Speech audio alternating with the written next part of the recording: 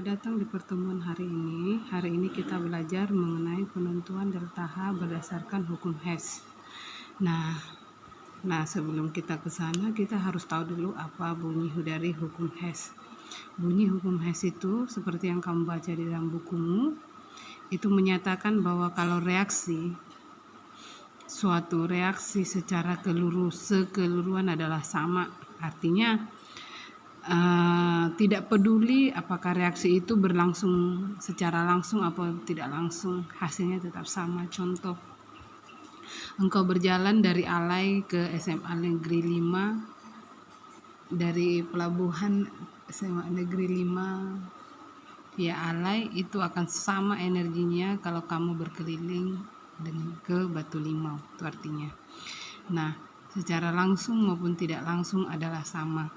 Nah, sekarang kita lihat dulu soal uji kompetensi nomor 6. Uji kompetensi nomor 6 di situ diketahui. Nah, ada diketahui dua reaksi, Cu dan Ag, Zn dan Ag. Nah, yang ditanya itu ada reaksi yang ditanya seperti ini. Berapa delta H-nya? Nah, langsung saja kita buatkan. Kalau ada soal seperti ini, kita sesuaikan dulu. Zn ini solid. Dari soal yang diketahui kita tengok dulu yang mana Zn solid yang diketahui. Nah, yang ini kan, berarti kita tulis posisinya sudah pas di sebelah kiri. Nah, berarti reaksinya polos, tidak berubah. Jadi kita buat penyelesaiannya. Zn solid ditambah 2Ag Hk ini menjadi Zn2 plus Ag ditambah 2Ag solid. Nah, ini delta H-nya ini sama dengan minus 363. Tidak ada yang berubah, reaksinya sejalan. Nah, kemudian kita lihat di sini Cu2 plus Ag. Cu2 plus Ag. Nah, kita lihat di dalam reaksi ini yang mana Cu2 plus Ag. Nah, yang ini dia. Nah, tapi lihat posisinya. Nah, Cu2 plus di sini adalah di kiri, sementara di sini di kanan diketahui. Jadi kita sesuaikan dulu yang diketahui dengan yang ditanya. Nah, yang diketahui dan ditanya. Nah, berarti kamu perhatikan, kamu sesuaikan, ubah, ini balikkan reaksinya. Berarti kita balikkan Cu2 plus Ag ditambah Ag solid. Nah, ini akan menjadi Cu solid ditambah 2Ag. Nah, delta H-nya bagaimana? Nah, ini kan delta H-nya kalau sesuai dengan di sini searah ke kanan itu minus 148. Nah, reaksinya kan sudah dibalik, berarti ininya juga dibalikkan jadi positif 148 Kj. Nah, baru setelah itu jumlahkan. Nah, kamu jumlahkan. Nah, mana yang bisa dieliminasi, kita eliminasi. Mana yang bisa dijumlahkan, kita jumlahkan. Ya.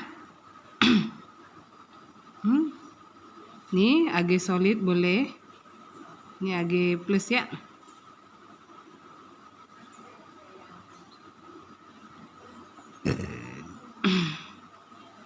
Ini Ag plus. Oke, ini boleh habis. Ini boleh. Oke. Nah, kita jumlahkan. Berarti kita sesuaikan dengan yang diminta.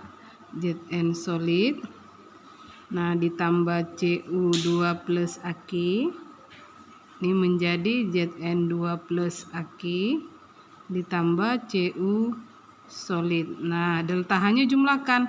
Nah, ini kan minus kan ini. Berarti kita jumlahkan ya. Berarti ini kan positif.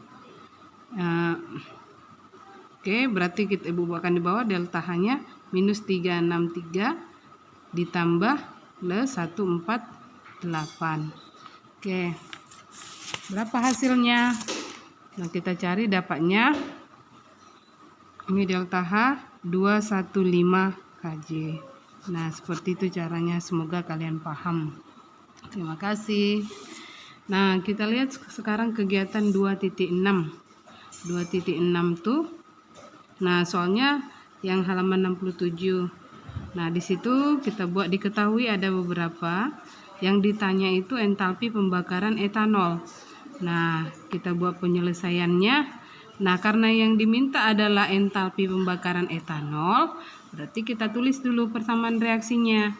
Nah, persamaan reaksi pembakarannya. Artinya kita bakar dulu etanolnya. Ingat, pembakaran itu selalu melibatkan oksigen sebagai pereaksi. Nah, ini menjadi CO2 ditambah H2O. Nah, oke. Nah, kita lihat dulu.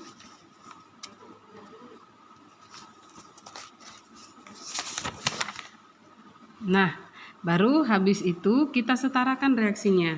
Nah, di sini C-nya 2, ini kalikan 2.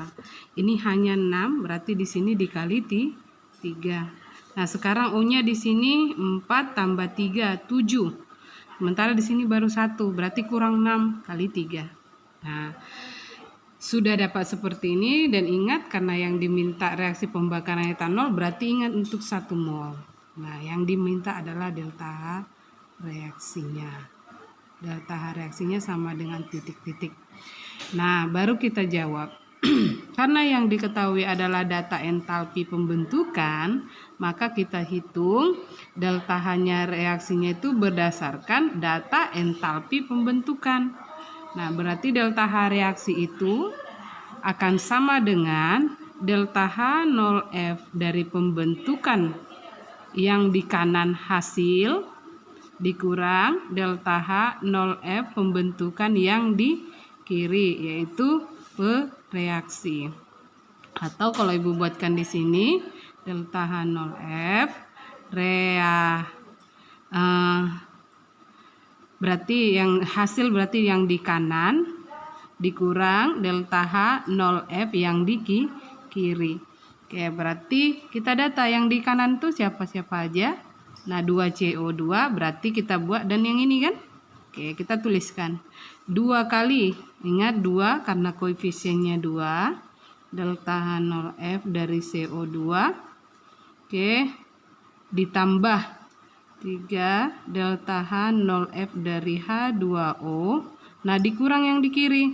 Delta H0F dari C2H5OH ditambah delta H0F dari CO2. Nah, masih ada lagi? Ada lagi kan? Kalau sudah terdaftar masuk, baru kita masukkan angka-angkanya. Berarti 2CO2 yang diketahui tadi itu minus 394 Kj ditambah 3 kali H2O-nya. H2O-nya minus 286. Oke, kita tutup kurungnya, dikurang delta H0F dari alkohol minus, ini 1 ya, dikali min 2 dikali 266. Oke, 266. Oke, ditambah delta H0F pembentukan O2. Nah, tidak ada di data.